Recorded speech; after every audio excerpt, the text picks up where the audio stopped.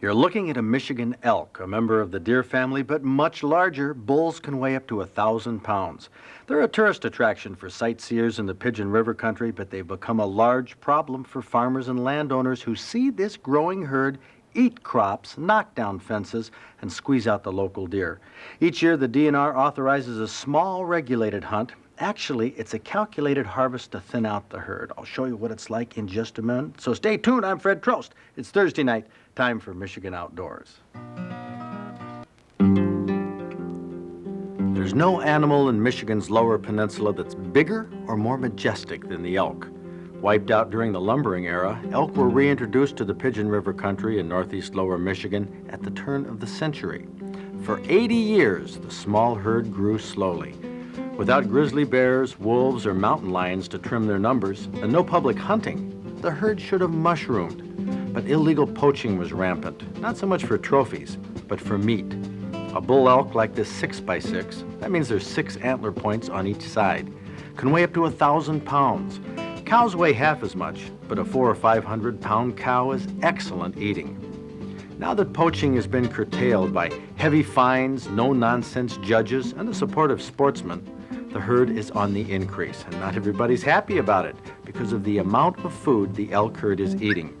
That's why the DNR has instituted an annual hunt to thin the numbers. 38,000 hunters applied for permits this year. Only 130 were chosen. Steve Van Sluten and Al Vandesteve had cow permits and tried opening day with their bows.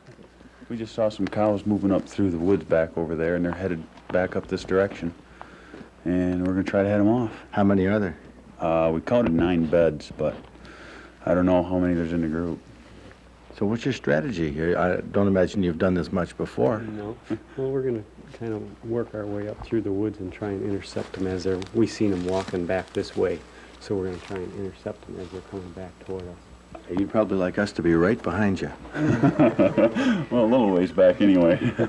Okay, well, good luck to you. Thank you. We'll be keeping an eye on you. Okay.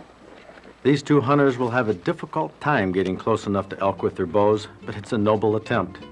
There's no local stigma associated with the taking of a cow because cows control the reproduction of the herd.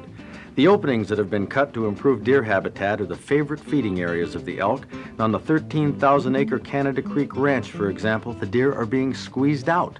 An elk eats 3 or 4 times as much as a deer, and Canada Creek member and elk guide Andy Kazuski says elk are decimating the cover and driving out the deer.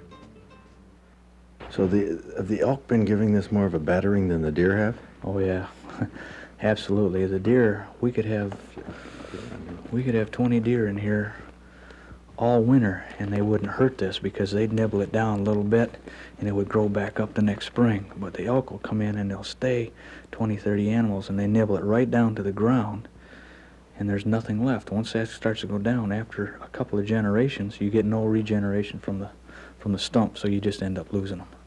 10, 15 years ago, the elk up here were great fun. Mm-hmm. Everybody loved them. Now, have they kind of fallen out of favor? No, they're still great fun. We love to see them. I mean, it's our #1 tourist attraction in the summer from our members. But, you know, there comes a point where there's got to be a balance, and that's what we're trying to do is get the balance. We can still come out any time in the summer and see 25, 30 elk, and we'll be able to do that because they come out on our open fields, and they're very viewable there. But not up here, not what we're trying to improve our deer habitat and our grouse habitat. They're just not compatible. Give me a nutshell, straightforward deer report from this past season. A record? Deer report on Canada Creek Ranch? Very poor. We harvested 59 animals with a rifle, which is 20 less than we did last year. A lot of things contributed to that, but in a nutshell, we should have done much better. And how much did the elk play into that? Well, the elk play a lot into it because you got areas here that in the summertime you want to have the deer come in and browse and eat a little bit of this browse and eat some of this grass, and they won't. They won't come in when the elk are here. They're 2 separate animals. So if you got elk, you're not going to have as many deer. That's it. That's all you can do. This is where the DNR's limited hunt comes in. Gene Coggle from East Detroit on a stalk. His Canada Creek guide, Jim Carpenter, was looking for a cow. Gene was one of 79 hunters whose permits required they take cows to thin the reproductive potential of the herd. let's move. Let's head up through that stuff there. You're walking there without me. It has the elements of a hunt, but it's a harvest, pure and simple. There you go. The elk is down immediately, and the smiles are more from relief of a clean kill than any joy from the kill itself. The hunt is fun, the killing is the difficult part, but it's necessary to thin the herd for the sake of the deer and ultimately for the elk themselves. No longer an elk, this is now venison for the table. We head out in the Bronco to check some of the other hunters. 5 by 5. You guys happy? Yeah, well, let's take it and get a look at it. Hey, 10 point, who's the lucky hunter? Right there. Oh, Gentleman right over here. wow. Congratulations. Thank you. Thank you. Let's count the points on this. What do we have? Well, he's either a 10 or an 11 point. Matters if they count these as 2. So, Sure, that looks like that's an inch, if Yeah. you count it that way. as long as 1, it's 2, same 3, as a deer. 6, 7, 8. Yeah. Well, that's terrific. Thank you. How long? Mark Schrader from Houghton Lake filled his bull permit opening morning, and he had a bonus, a nice trophy plus the meat. Well, you can have a lot of venison. Oh, an awful lot. Yeah. What are you going to do with it? Have a wild game dinner for family and friends? That's the way to do it, isn't it? Yeah, you bet. Yeah. Well, good. Congratulations. Thank you. Were 130 elk culled from the herd enough to make local landowners happy and give the deer a better chance this winter? Probably not. This 10% reduction will be replaced by calves in the spring, but at least the problem won't be as severe as it would have been. Sightseers and tourists will see plenty of elk in the Pigeon River country during the coming year. The 1987 limited elk hunt, a necessary harvest that leaves the herd healthier in Michigan outdoors. This is the Pigeon River country where our Michigan elk herd is located. Other than the elk hunters this week, not much is happening, according to Adrian's at Rogers City. Ace Hardware over at Charlevoix bears this out, waiting for cold temperatures. Chiefs at Houghton Lake says ice is very dangerous, very thin. There's lots of rabbits around there, though, not too many anglers. Wellman Sports Center says drift boaters are getting limits of steelhead, but the muzzle loading is kind of quiet. Harlow's on the bay, limits of walleye in the hot pond, 19 to 30 inches. Captain Emildine is still getting a couple steelhead each day up at the Manistee River, but at Parsley's, at Newego, an occasional limit of walleye. A few big ones are caught up to 9.5 pounds. BJ Sporting Goods down at Benton Harbor, St. Joe, limits of walleye at the dam, but not much going on other than that. Real Hunting Outlet says there's a couple guys getting limits of 5-pound walleye between 10 a.m. and 5 p.m. down on the East Coast. Harry's Place, unsafe ice, he says, on Moneskong Bay. Snowshoe hares are pure white, easy to spot. Bayshore Resort doesn't have much to report except some limits of 6 to 10 inch perch from the docks. Same story at Root Cellar at the west end of the UP. Unsafe ice. Everybody's waiting for some snow. The deer aren't yarding up yet. And up in the Keweenaw Peninsula, there's ice, but it's bad ice. Not much going on. I don't know what to tell you for fishing or hunting this weekend. Might be kind of tough, but let's look back at some of the trophies in our trophy book. This year's muzzleloading season for deer so far has been slow because of the weather, and judging from this picture, last year's season wasn't too much different. Jack Langham from Williamston filled his tag with this Ingham County buck, a 10-pointer, 20-inch spread, 9.5-inch tine. He took it the last week in November with a muzzleloader, a reminder of the mild deer seasons we've had in the past 2 years. There have been some big bucks taken in elk country, not too many, but a few. And this one with a handgun by Ron Goldner from Westland. He checked it in Atlanta, a Montmorency County 10-pointer with a 19-inch spread. Last elk season in Pigeon River country, it was cold with lots of snow. And while the tallies are still coming in from the current season, we'll look back at 1986 when Derek Draper from Swartz Creek took this farm country bull and displayed it at our Stroh's Hunting Awards banquet in February. Come on up here, Derek Draper, with a 5x5, as they're called. How about that? A 10-point elk. Montmorency, whoa, County. No, go ahead, hold it right out there, Derek. You were lucky enough to draw that permit and get a bull permit besides. Yeah, I sure was. Was it tough? Well, I sweat so bad that day, it wasn't funny. I was the only 8th one out of 11 to get a bull permit, and so I ended up with this. Ended up with that. Boy, you can't beat it. A 10-point, 15 and a half inches, the longest tine, 634 pounds. Derek Draper from Swartz Creek, congratulations. That bull weighed 634 pounds, field dressed, a trophy, plus a freezer full of venison for Derek Draper, our Michigan Outdoors Hunter of the Week. Michigan Outdoors viewers set new records for pledging around Big Buck Night. At last count, pledges totaled almost $250,000 from just the Big Buck Special. If your station is pledging tonight, there's still time to show your support for PBS and hunting and fishing. Congratulations to Conservation Officer William Edwards of Leland. He's been selected as the Safari Club Conservation Officer of the Year. Now, according to the Houghton Lake Resorter, a 400-pound black bear was killed illegally in Roscommon County the second Sunday of the deer season. 3 suspects have been arrested. DNR RAP Program Chief Bruce Gustafson says that the Michigan Outdoors viewers have been very helpful with tips on the moose that was shot illegally in Baraga County. He says that after Thursday night's Big Buck Night, the RAP line switchboard had lit up and they're still checking out the leads. The true black and white muzzleloading law is ignored by tens of thousands of muzzleloading hunters and DNR law enforcement. In fact, the law has become sort of a joke. The law specifically calls for black powder only, and it demands that hunters use a patched round ball. Hunters, however, in many cases use a black powder substitute called Pyrodex and maxi balls instead of the round ones.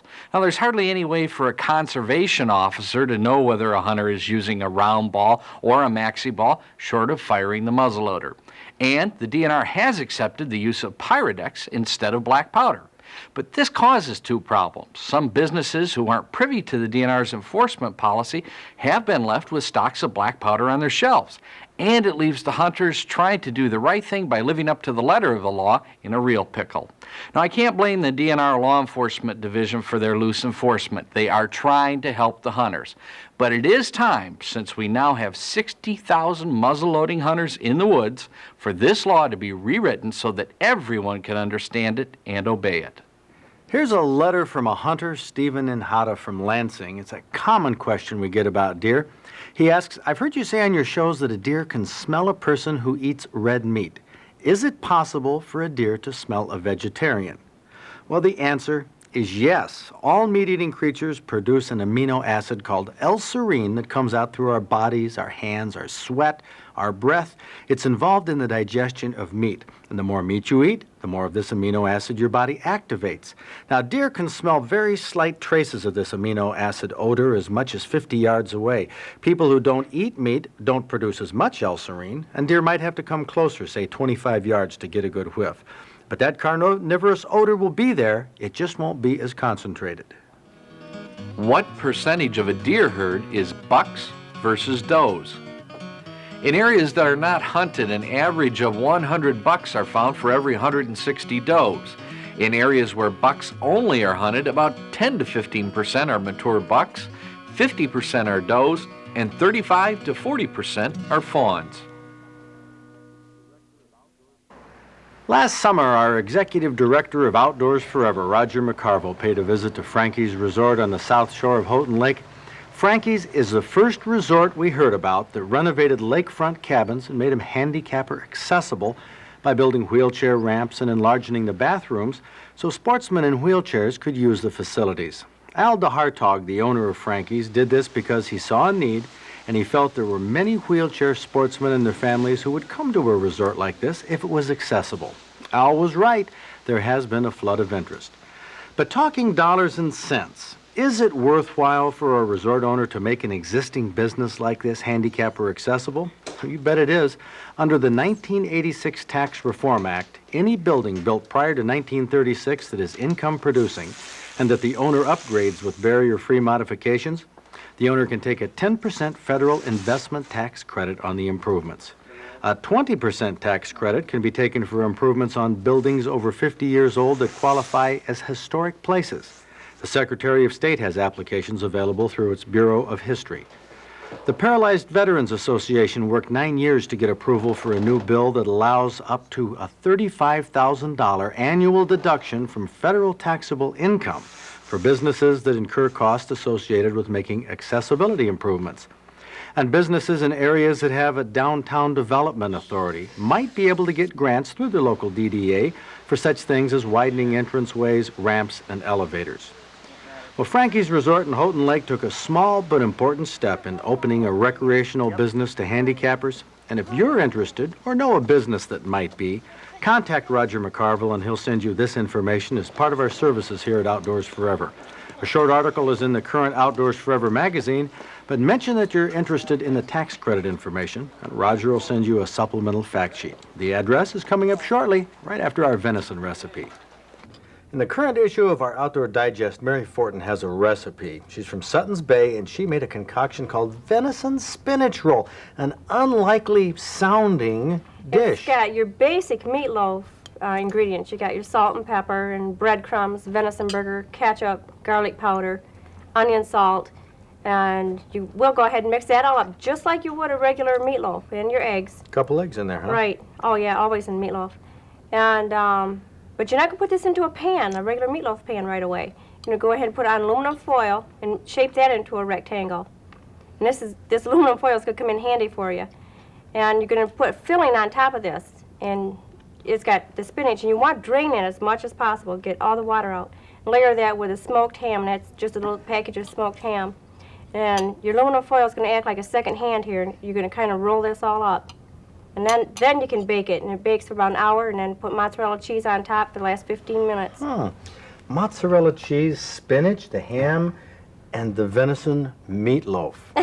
Sounds odd. I imagine a lot of kids would turn their noses up at that. Tough. The parents can eat it then. That's the way it should be. I'm finishing off my third piece right here. And I got to tell you, every ingredient in this recipe is exciting. Oh, now, very I good. might even gone a little spicier and might try some sauerkraut to lay in the middle of that. In addition to it? Yes, right. And go ahead, you guys comment, because I want to finish my third Well, piece hold right on. now. One last question, Dr. Garner, Yes. a culinary expert here.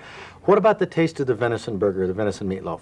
It's just absolutely delicious. There isn't anything that is overshadowed, overpowered, or whatever. This is just delicious. I don't know what we could say to top It's that. perfect. Oh, and freezable. Very freezable. This happens to be frozen since our wild game cooking contest. Yes. And it tastes... kidding me. No, I'm not kidding. You're kidding me. No. Isn't that something? Tastes great. Mary Fortin Incredible. had a winner there. It was the #1 in our contest. So try that recipe if you get around to it this weekend. Try to get outdoors. It's a great place to be. See you next week. For more information on the subjects you see each week on Michigan Outdoors,